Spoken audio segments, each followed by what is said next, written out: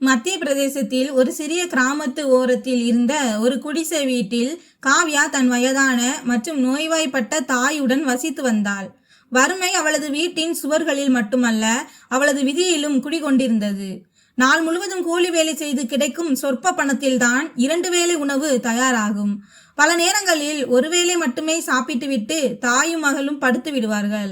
அன்று மாலையிலிருந்தே வானத்தில் கார் மேகங்கள் சூழ்ந்திருந்தன. காற்று எவ்வளவு வேகமாக வீசிக் கொண்டிருந்தது என்றால், இன்று ஏதோ அசம்பாவிதம் நடக்கப் போகிறது என்று தோன்றும் அளவிற்கு இருந்தது. இரவு நெருங்க நெருங்க கனமழை பெய்ய தொடங்கியது. மின்னல் வெட்டும் போது குடிசையின் உள்ளே வரை வெளிச்சம் பரவி அடுத்த நொடியே இருள் அனைத்தையும் விழுங்கிவிடும். காவ்யா தன் தாயின் அருகில் அமர்ந்திருந்தாள். அவளது தலையை கோதி விட்டபடி, அம்மா பயப்படாதே, நான் இருக்கிறேன் அல்லவா என்றாள். தாய் லேசாக புன்னகைத்து, எனக்கு பயமில்லை, உன்னை பற்றிய கவலைதான் மகளே என்றார். அப்போது திடீரென கதவு பலமாக தட்டப்படும் சத்தம் கேட்டது. காவ்யாவின் இதயம் வேகமாக துடிக்க தொடங்கியது. இந்த நள்ளிரவில் இப்படிப்பட்ட புயலில் யாராக இருக்கும்? கிராமத்தில் உள்ள எவருமே இந்த நேரத்தில் வீட்டை விட்டு வெளியேற நினைத்து கூட பார்க்க மாட்டார்கள். பார் யார் என்று, ஒருவேளை யாராவது ஆபத்தில் இருக்கலாம். காவ்யா பயத்துடனும் நடுக்கத்துடனும் கதவை நோக்கி அடி எடுத்து வைத்தாள். அவளது கைகள் நடுங்கினாள். அவள் மெதுவாக கதவை திறந்தாள். எதிரே கண்ட காட்சியைக் கண்டு ஒரு நொடி திகைத்து நின்றாள். ஒரு இளைஞன் முற்றிலும் நனைந்திருந்தான். அவனது ஆடைகள் சேற்றில் நனைந்திருந்தன. நெற்றியிலிருந்து இரத்தம் கசிந்து கொண்டிருந்தது. அவன் மிகவும் தூரத்திலிருந்து ஓடி வந்தது போல அவனது மூச்சு வேகமாக வாங்கி கொண்டிருந்தது. அந்த இளைஞன் மிகவும் சிரமப்பட்டு, தயவு செய்து எனக்கு ஒரு இரவிற்கு மட்டும் புகலிடம் தாருங்கள், என் கார் விபத்துக்குள்ளாகிவிட்டது, என்னால் வேறு எங்கும் செல்ல முடியாது என்றான். காவ்யா ஒரு நொடி அவனையே பார்த்தாள். மனதில் பயமும் இருந்தது, சந்தேகமும் இருந்தது. ஆனால் அதே நேரத்தில் அவளுக்கு தன் தாயின் வார்த்தைகள் நினைவுக்கு வந்தன. ஆபத்தில் உதவுவதுதான் உண்மையான மனிதநேயம். அவள் மேலும் யோசிக்காமல் கதவை முழுமையாக திறந்து, உள்ளே வாருங்கள் என்றாள். அந்த இளைஞன் தடுமாறிக்கொண்டே உள்ளே வந்து ஒரு மூலையில் அமர்ந்தான். தேங்க்யூ. காவ்யா உடனடியாக ஒரு பழைய துண்டு துணியை எடுத்து அவனது காயத்தை துடைக்க தொடங்கினாள். அவளது கைகளில் இப்போது பயமில்லை, மனித நேயமே இருந்தது. வலியால் அந்த இளைஞன் முணங்கினான். ஆனால் அவனது கண்கள் மீண்டும் மீண்டும் காவ்யாவையே பார்த்து கொண்டிருந்தன. இவ்வளவு வறுமையிலும் ஒருவருக்கு எப்படி இவ்வளவு பெரிய மனது இருக்க முடியும் என்பதை அவனால் புரிந்து கொள்ள முடியவில்லை போல் இருந்தது. காவ்யாவின் தாய் பலவீனமான குரலில் கேட்டார், மகளே, யார் அந்த பயணி? யாரோ ஒரு பயணிதான் அம்மா, ஆபத்தில் இருக்கிறார், ஒரு இரவிற்கு மட்டும் தங்குவார். தாய் பார்க்காமலேயே சொன்னார். அப்படியானால் நீ செய்தது சரிதான். கடவுள் இப்படிப்பட்ட வாய்ப்புகளை எல்லோருக்கும் தருவதில்லை. காவ்யா தன் வீட்டில் இருந்த ஒரே ஒரு காய்ந்த துண்டை அவனிடம் கொடுத்து, இதை எடுத்துக்கொள்ளுங்கள், உடம்பை துடைத்துக் கொள்ளுங்கள் என்றாள். அந்த இளைஞன் தயக்கத்துடன், ஆனால் நீங்கள் என கேட்க, நாங்கள் தினமும் இப்படிதான் இருக்கிறோம், உங்களுக்கு தான் இது மிகவும் தேவை என்றாள் காவ்யா. வீட்டில் கொஞ்சமாக அரிசியும் உப்பும் மட்டுமே இருந்தது.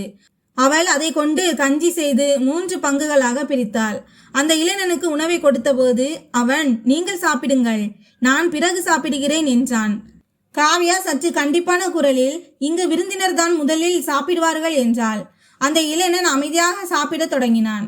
ஒவ்வொரு வாய் உணவை உண்ணும் போதும் அவனது கண்கள் கலங்கின. ஒருவேளை அவன் தன் வாழ்க்கையிலேயே முதல் முறையாக ருசியை விடவும் அன்பு அதிகம் நிறைந்த உணவை சாப்பிட்டது அதுவாகத்தான் இருக்கும். இரவு ஆழமாகியது. வெளியே புயல் இன்னும் தீவிரமடைந்தது. குடிசை அசைந்து கொண்டிருந்தது. ஆனால் உள்ளே ஒரு விசித்திரமான அமைதி நிலவியது.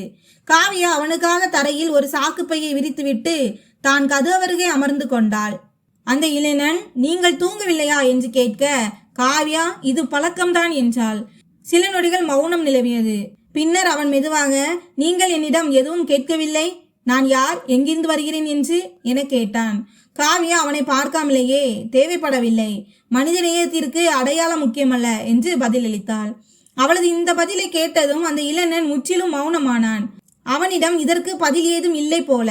அன்று இரவு ஒட்டுமொத்த உலகமும் உறங்கிக் கொண்டிருந்த போது அந்த சிறிய குடிசைக்குள் 2 வேறு உலகத்தைச் சேர்ந்த மனிதர்கள் ஒரே கூரையின் கீழ் இருந்தனர். ஒருவனிடம் எல்லாம் இருந்தது, ஆனால் நிம்மதி இல்லை.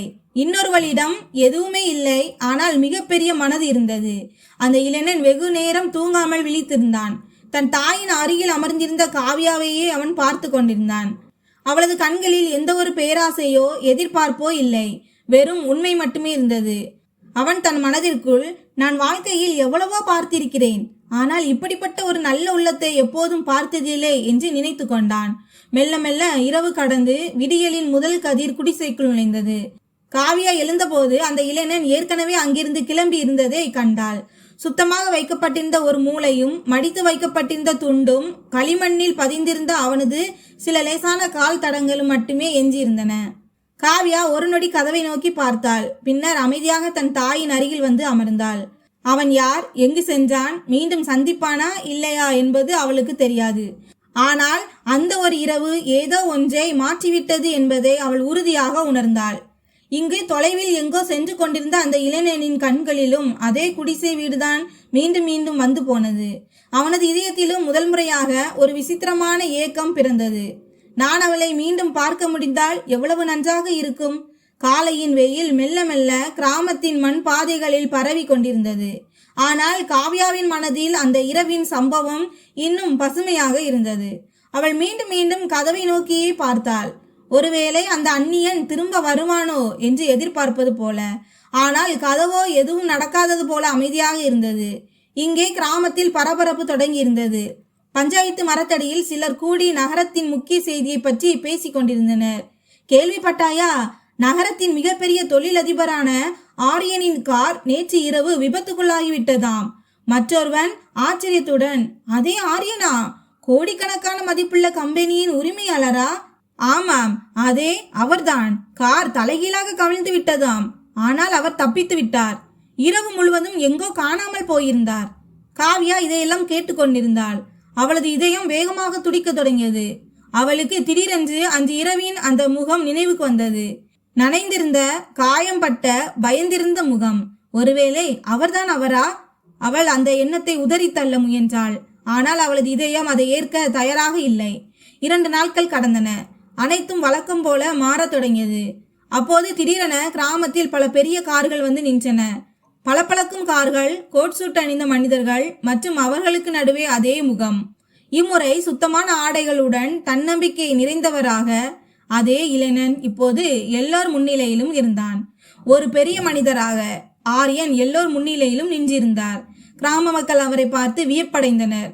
ஏதோ ஒரு பெரிய தலைவர் வந்தது போல அனைவரும் அவரை நோக்கி ஓடினர். காவ்யா தூரத்தில் நின்று கொண்டு அனைத்தையும் பார்த்து கொண்டிருந்தாள். அவளது கண்களில் ஒரு விசித்திரமான கலவையான உணர்வு இருந்தது. இங்கே மக்களின் முணுமுணுப்புகள் அதிகரிக்க தொடங்கின. ஒவ்வொரு வார்த்தையும் அவளது காதுகளில் குத்தியது. ஆனால் அவள் அமைதியாக நின்று கொண்டிருந்தாள். ஆரியன் அவளுக்கு முன்னால் வந்து நின்றான். சில நொடிகள் இருவருக்கும் இடையே மௌனம் நிலவியது. பின்னர் ஆரியன் மெதுவாக, எப்படி இருக்கிறாய் என்று கேட்டான். காவ்யா நேரடியாக, நன்றாக இருக்கிறேன் என்று பதிலளித்தாள். அவளது குரலில் மகிழ்ச்சியோ அல்லது கோபமோ இருக்கவில்லை. வெறும் ஒரு சாதாரண பதில்தான் இருந்தது. ஆரியன் தன்னுடன் நின்றிருந்த மனிதருக்கு சைகை காட்டினான். அவர் பணப்பைகள் இருந்த ஒரு பையை முன்னால் நீட்டினார். ஆரியன் சொன்னான், அன்று இரவு நீங்கள் என் உயிரை காப்பாற்றினீர்கள். இது என் சார்பாக ஒரு சிறிய நன்றி கடன் என்றான். ஒட்டுமொத்த கிராமமும் மூச்சடக்கி பார்த்து கொண்டிருந்தது. காவ்யா அந்த பையை பார்த்தாள். பின்னர் ஆரியனின் கண்களை பார்த்து அடுத்த கணமே அந்த பையை மீண்டும் அவனிடமே நீட்டினாள். எனக்கு இது தேவையில்லை. அந்த இடமே அப்படியே சம்பித்தது போலானது. ஆரியன் அதிர்ச்சி அடைந்தான். என்ன விளக்கம்? இது உங்களுடைய உதவிக்காகத்தான். காவ்யா சற்று கண்டிப்பான குரலில், நான் உங்களுக்கு உதவியது மனித நேயத்திற்காக, வியாபாரம் செய்வதற்காக அல்ல என்றாள். அவளது இந்த வார்த்தையை கேட்டதும் சுற்றிலும் மயான அமைதி நிலவியது. இதுவரை அவளை பேராசை பிடித்தவள் என்று நினைத்து கொண்டிருந்த கிராம மக்கள் இப்போது குழப்பத்தில் ஆழ்ந்தனர். ஆரியனின் வாழ்க்கையில் அவனது பணத்தை ஒருவர் இப்படி நிராகரிப்பது இதுவே முதல் முறை. அவன் மீண்டும் அவளுக்கு புரிய வைக்க முயன்றான். பாருங்கள், உங்களுடைய சூழ்நிலையை நான் பார்த்தேன். இந்த பணம் உங்களுக்கு பயன்படும். காவ்யாவின் கண்களில் லேசான வலி தெரிந்தது. ஆனால் அவளது குரல் உறுதியாக இருந்தது. நான் ஏழைதான், ஆனால் பேராசை பிடித்தவள் அல்ல. என் சுய மரியாதையை விற்கும் அளவிற்கு எனக்கு இன்னும் அவ்வளவு பெரிய தேவை வரவில்லை. ஆரியன் மௌனமானான். அவனுக்கு என்ன சொல்வதென்றே புரியவில்லை. அவனிடம் இருந்த ஒவ்வொரு பிரச்சனைக்கும் பணமே தீர்வாக இருந்தது. ஆனால் இன்று முதல் முறையாக அவன் அதிர்ச்சி அடைந்து போய் நின்றிருந்தான். கூட்டத்தில் இருந்த மக்கள் இப்போது மெல்ல மெல்ல மீண்டும் தங்களுக்குள் முணுமுணுக்க தொடங்கினர். பார்த்தாயா, நாடகம் ஆடுகிறாள். முதலில் வலையில் வீழ்த்துவிட்டு இப்போது நடிக்கிறாள். இப்படிப்பட்ட மனிதர்களை நம்பவே முடியாது. இந்த வார்த்தைகள் காவ்யாவின் இதயத்தை உடைத்து கொண்டிருந்தன. அவளது கண்கள் கலங்கின. ஆனால் அவள் தன்னை தேற்றி கொண்டாள். அவள் திரும்பி எதுவும் பேசாமல் தன் வீட்டை நோக்கி நடக்க தொடங்கினாள். ஆரியன் அங்கேயே நின்று கொண்டிருந்தான். தன் வருகை ஒருவரது வாழ்க்கையை எளிதாக்குவதற்கு பதிலாக இன்னும் கடினமாக்கிவிட்டது என்பதை அவன் முதல் முறையாக உணர்ந்தான். அன்று இரவின் நினைவு அவனுக்கு நிம்மதியாக இருந்த நிலையில் இப்போது காவ்யாவிற்கு அதுவே சுமையாக மாறியிருந்தது. சிறிது நேரத்திற்கு பிறகு ஆரியன் மெதுவாக காவ்யாவின் வீட்டை நோக்கி சென்றான். காவ்யா கதவு அருகே தன் தாயுடன் அமர்ந்திருந்தாள். அவளது கண்கள் சிவந்திருந்தன. ஆனால் அவள் அளவில்லை. ஆரியன் மெதுவாக, என்னை மன்னித்துவிடு, உனக்கு வருத்தத்தை ஏற்படுத்த வேண்டும் என்பது என் நோக்கமல்ல என்றான். காவ்யா அவனை பார்க்காமலேயே, நீங்கள் மன்னிப்பு கேட்க வேண்டிய அவசியம் இல்லை. உங்களுடைய உலகம் உங்களுக்கு எதை கற்றுக் கொடுத்ததோ அதையே தான் நீங்களும் செய்தீர்கள் என்றாள். ஆரியன், அப்படியானால் உன்னுடைய உலகம் எதை கற்றுக் கொடுக்கிறது என்று கேட்க, உதவிக்கு விலை கிடையாது என்பதை என் உலகம் கற்றுக் கொடுக்கிறது என்றாள். இதை கேட்டதும் ஆரியனிடம் எந்த பதிலும் இல்லை. அவன் சில நொடிகள் நின்றான். பின்னர் மெதுவாக, எப்போதாவது உதவி தேவைப்பட்டால் எனக்கு தெரிவி என்றான். தேவைப்பட்டால் கடவுள் யாரையாவது அனுப்பி வைப்பார். அவளது இந்த வார்த்தை ஆரியனின் இதயத்தில் ஆழமாக இறங்கியது. அவன் அமைதியாக அங்கிருந்து புறப்பட்டான். ஆனால் இம்முறை அவனது அடிகள் கனத்திருந்தன. காரில் ஏறியதும் அவன் கடைசி முறையாக அந்த தட்டி மறைத்த குடிசை வீட்டை திரும்பி பார்த்தான். தான் ஏதோ ஒன்றை அங்கேயே விட்டு செல்வது போன்ற உணர்வு அவனுக்கு ஏற்பட்டது. பணத்தால் ஒருபோதும் வாங்க முடியாத ஏதோ ஒன்றை. இங்கே காவ்யா தன் வீட்டிற்குள் சென்று தாயின் அருகில் அமர்ந்தாள். தாய் மெதுவாக, என்னம்மா ஆச்சு என்று கேட்க, இம்முறை காவ்யாவால் தன்னை தடுத்து நிறுத்த முடியவில்லை. அவளது கண்களிலிருந்து கண்ணீர் வழிந்தோட தொடங்கியது. அவள், அம்மா, ஏழையாக இருப்பது அவ்வளவு பெரிய குற்றமா? நாம் செய்யும் எல்லாவற்றையும் பணத்திற்காகத்தான் செய்கிறோம் என்று மக்கள் ஏன் நினைக்கிறார்கள் என்று கேட்டாள். தாய் நடுங்கும் கரங்களால் அவளது முகத்தை பற்றி, இல்லை மகளே, ஏழையாக இருப்பது குற்றமல்ல, மனித நேயத்தை இழப்பதுதான் குற்றம். நீ அதை இழக்கவில்லை என்றார். காவ்யா தன் தலையை தாயின் மடியில் வைத்து கொண்டாள். வெளியே வானம் தெளிவாகி இருந்தது. ஆனால் அவளது இதயத்தில் புயல் இன்னும் வீசிக்கொண்டுதான் இருந்தது. மறுபுறம் ஆரியன் தன் காரில் அமர்ந்து ஜன்னல் வழியே வெளியே வேடிக்கை பார்த்தவாறு, நான் யாருக்கு உதவ நினைத்தேனோ அவளே என்னை சிறியவனாக ஆக்கிவிட்டாள் என்று நினைத்து கொண்டிருந்தான். அவனுக்குள் ஏதோ ஒன்று மாறிக்கொண்டிருந்தது. அவனது அகந்தை உடைந்து ஒரு புதிய உணர்வு பிறந்து கொண்டிருந்தது. அந்த உணர்வு ஒருவேளை மனித நேயத்தில் தொடங்கி வேறொன்றாக மாறக்கூடும். நாட்கள் மெல்ல மெல்ல கடந்தன. ஆனால் காவ்யாவின் வாழ்க்கை அப்படியே சம்பித்து போனது போல் இருந்தது. கிராம மக்களின் பேச்சுக்கள் இன்னும் அவளது காதுகளில் ஒலித்து கொண்டே இருந்தன. அவள் முன்பு போல வாய்விட்டு சிரித்து பேசும் பெண்ணாக இப்போது இல்லை. அவள் எப்போதும் அமைதியாக இருந்தாள். தன் வேலையிலேயே மூழ்கி இருந்தாள். மாலையானதும் தன் தாயின் அருகில் அமர்ந்து கொண்டாள். ஆனால் ஒரு நாள் மாலை திடீரென எல்லாமே மாறியது. காவ்யாவின் தாய்க்கு உடல்நிலை திடீரென மிகவும் மோசமடைந்தது. அவரது மூச்சு வேகமாக திணறியது. உடல் குளிர்ந்து போக தொடங்கியது. காவ்யா பதற்றமடைந்தாள். அம்மா, கண்களை திற என்று அழுது கொண்டே கூறினாள்.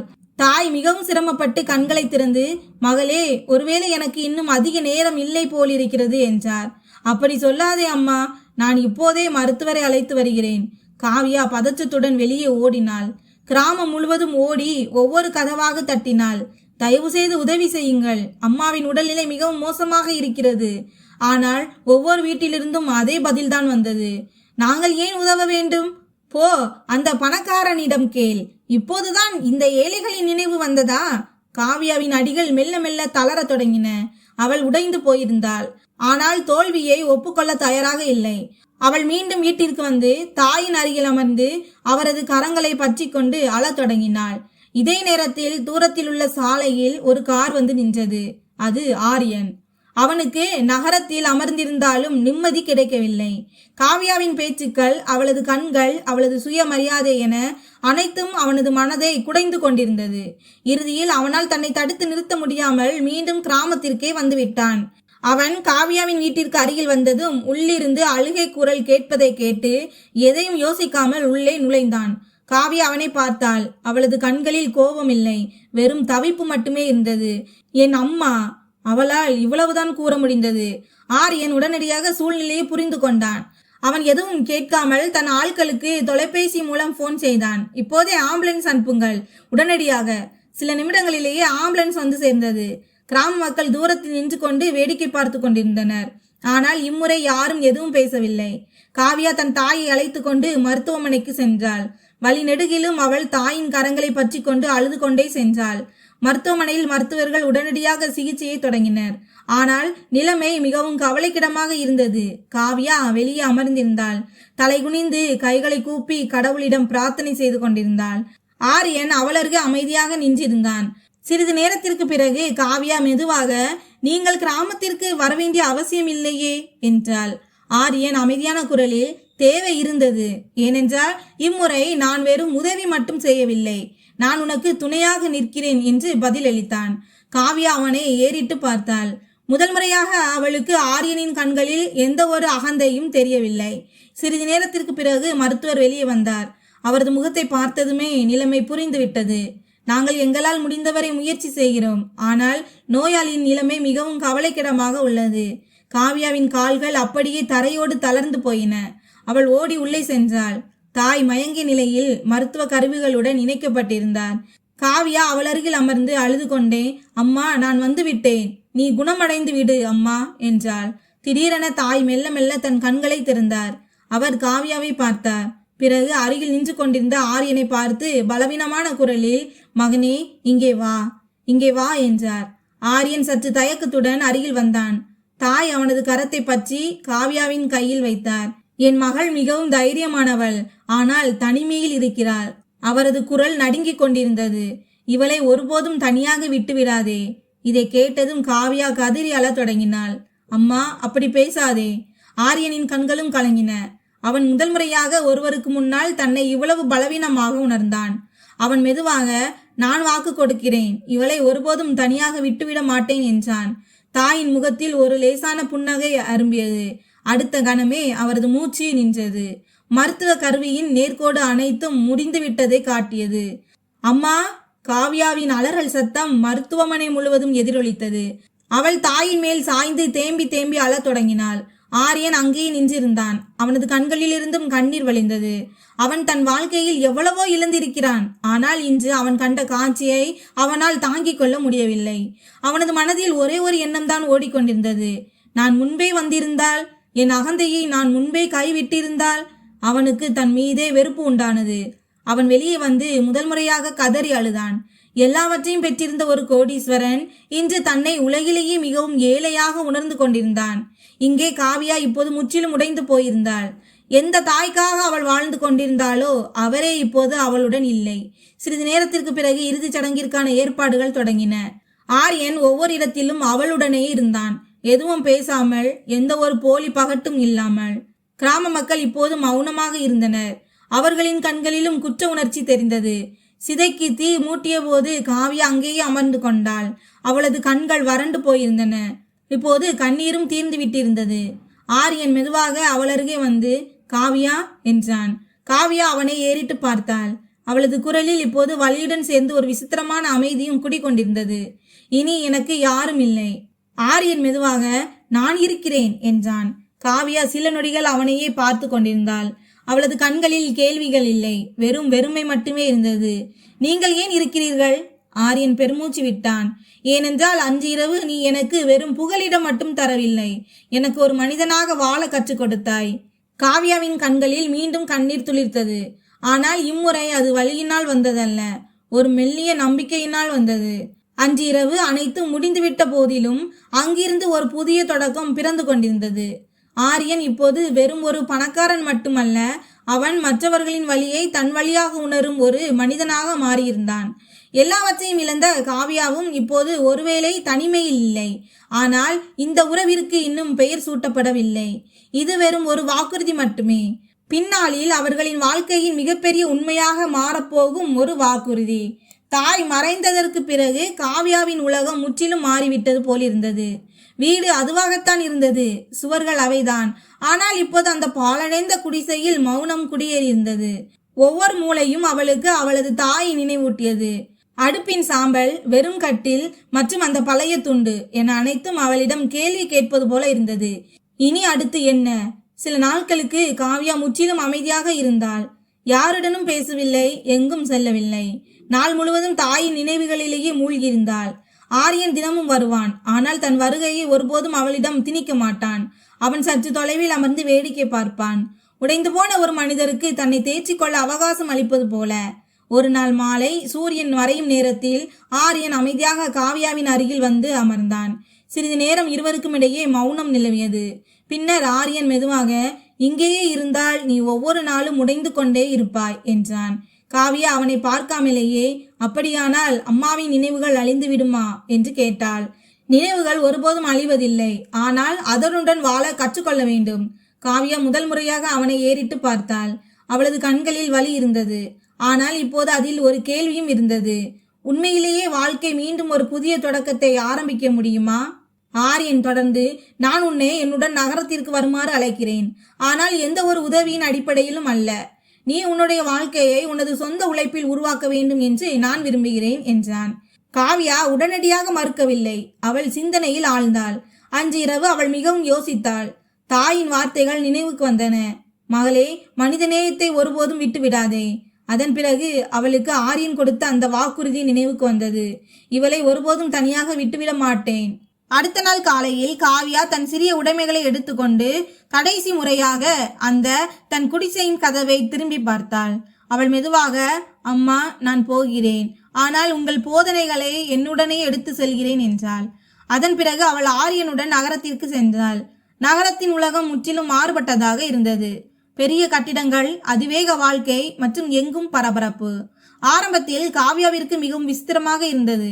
ஆனால் அவள் தோல்வியை ஒப்புக்கொள்ளவில்லை. ஆரியன் அவளை தன் வீட்டில் தங்க வைப்பதற்கு பதிலாக அவளுக்கு ஒரு சிறிய வாடகை அறையை எடுத்து கொடுத்தான். அவன், நீ உனது சொந்த காலில் நிற்க வேண்டும், அப்போதுதான் இந்த பயணம் உண்மையான அர்த்தத்தில் உன்னுடையதாக மாறும் என்றான்.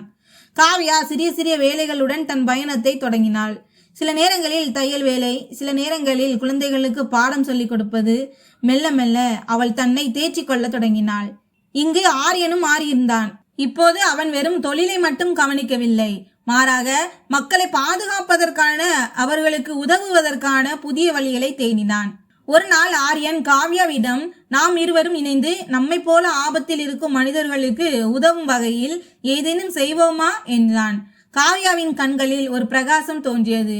எந்த ஒரு தேவையுள்ள மனிதனும் அங்கு வந்து எந்த ஒரு கேள்வியுமின்றி உதவியை பெறக்கூடிய ஒரு தொண்டு கம்பெனி போன்ற ஒன்றை உருவாக்க அவர்கள் நினைத்தனர். இங்கிருந்துதான் இருவரும் இணைந்து ஒரு சிறிய தன்னார்வ தொண்டு கம்பெனியை தொடங்கினர். ஆரம்பம் கடினமாக இருந்தது, ஆனால் மெல்ல மெல்ல மக்கள் இணைய தொடங்கினர். காவ்யாவின் நல்மனமும் ஆரியனின் ஆதாரங்களும் இணைந்து அதிசயங்களை செய்ய தொடங்கின. சில நேரங்களில் பசியோடு வருபவர்கள், சில நேரங்களில் நோயாளிகள், சில நேரங்களில் ஆதரவற்றவர்கள் என யார் வந்தாலும் காவ்யா கதவை திறந்து உள்ளே வாருங்கள் என்பாள். காலப்போக்கில் இருவருக்கும் இடையிலான உறவும் மாறத் தொடங்கியது. இப்போது இது வெறும் ஒரு உதவியோ அல்லது வாக்குறுதியோ மட்டுமல்ல, இது ஒரு நம்பிக்கை, மரியாதை மற்றும் மெல்ல மெல்ல உருவான ஒரு ஆழமான நெருக்கமாகும். ஒரு நாள் இரவு அன்று இருந்ததை போன்றே ஒரு புயல் இரவு வந்தது. மழை, மின்னல் மற்றும் அதே மௌனம். காவ்யா ஜன்னல் அருகே நின்று கொண்டிருந்தாள். ஆரியன் அவள் அருகே வந்தான். சில நொடிகள் இருவரும் எதுவும் பேசாமல் மழையை வேடிக்கை பார்த்தனர். பின்னர் காவ்யா மெதுவாக, நினைவிருக்கிறதா, இப்படிப்பட்ட ஒரு இரவில்தான் நீ என் கதவை தட்டினாய் என்றாள். ஆரியன் லேசாக புன்னகைத்து, நீயும் எந்த கேள்வியும் கேட்காமல் கதவை திறந்தாய் என்றான். அன்றிரவு நான் உனக்கு புகலிடம் தந்தேன், இன்று நீ எனக்கு வாழும் ஆதரவை தந்துள்ளாய். ஆரியனின் கண்கள் ஆழமாகின. அவன் மெதுவாக, காவ்யா, நீ என்னுடன் வெறும் இந்த பயணத்தில் மட்டுமல்ல, என் வாழ்நாள் முழுவதும் துணை வருவாயா என்றான். அந்த அறை ஒரு நொடிக்கு முற்றிலும் அமைதியானது. காவ்யாவின் கண்களில் கண்ணீர் துளிர்த்தது. ஆனால் இம்முறை அது வலியினால் வந்ததல்ல. அவள் புன்னகைத்து, அன்று இரவு உன்னை ஒரு அந்நியனாக நினைத்துதான் நான் ஏற்றுக்கொண்டேன். இன்று உன்னை என் எல்லாமும் என கருதி ஆம் என்று சொல்கிறேன் என்றாள். சில நாட்களிலேயே இருவரின் திருமணமும் அதே கிராமத்தில் நடைபெற்றது. ஒரு காலத்தில் கேலி பேசிய அதே மக்கள் இன்று ஆசீர்வாதங்களை வழங்கி கொண்டிருந்தனர். காவ்யா அதே குடிசைக்கு முன்னால் நின்று கடைசி முறையாக வானத்தை அன்னார்ந்து பார்த்தாள். தன் தாயிடம் சொல்வது போல, பாருங்கள் அம்மா, உங்கள் மகள் இப்போது தனிமையில் இல்லை. திருமணத்திற்கு பிறகும் இருவரும் தங்கள் பணியை கைவிடவில்லை. அவர்களது தொண்டு கம்பெனி இப்போது நூற்றுக்கணக்கான மனிதர்களின் வாழ்க்கையை மாற்றிக் கொண்டிருந்தது. ஒரு நாள் மீண்டும் கதவு தட்டப்படும் சத்தம் கேட்டது. காவ்யாவும் ஆரியனும் இணைந்து கதவை நோக்கி சென்றனர். கதவை திறந்தனர். வெளியே ஒரு பயந்த நனைந்த மனிதன் நின்று கொண்டிருந்தான். இருவரும் ஒருவரை ஒருவர் பார்த்து கொண்டனர். பின்னர் புன்னகைத்து, இணைந்து உள்ளே வாருங்கள், இங்கு மனிதநேயமும் கிடைக்கும், உங்கள் சொந்த வீடும் கிடைக்கும் என்றனர். நண்பர்களே, இந்த கதையின் பாடம் என்னவென்றால், உண்மையான பணக்காரத்தனம் பணத்தில் இல்லை, நல்ல உள்ளத்தில்தான் இருக்கிறது. பிறருக்கு கொடுக்கும் நல்மனம் கொண்டவனே உலகிலேயே மிகப்பெரிய மனிதன். ஒரு சிறிய உதவி, ஒரு உண்மையான அன்பு ஒருவரின் முழு வாழ்க்கையையும் மாற்றிவிடக்கூடும். இந்த கதை உங்களது இதயத்தில் ஒரு சிறிய மகிழ்ச்சியையோ அல்லது அமைதியையோ ஏற்படுத்தி இருந்தால் இதை உங்களது நண்பர்கள் மற்றும் குடும்பத்தினருடன் பகிர்ந்து கொள்ளுங்கள். ஒருவேளை உங்களது ஒரு சிறிய பகிர்வு மற்றொருவரின் வாழ்க்கையில் புன்னகைக்கான காரணமாக மாறலாம். உங்களுக்கு இதுபோன்ற இதயத்தை தொடும் கதைகள் பிடிக்கும் என்றால் எங்களது சேனலை சப்ஸ்கிரைப் செய்யுங்கள். நன்றி.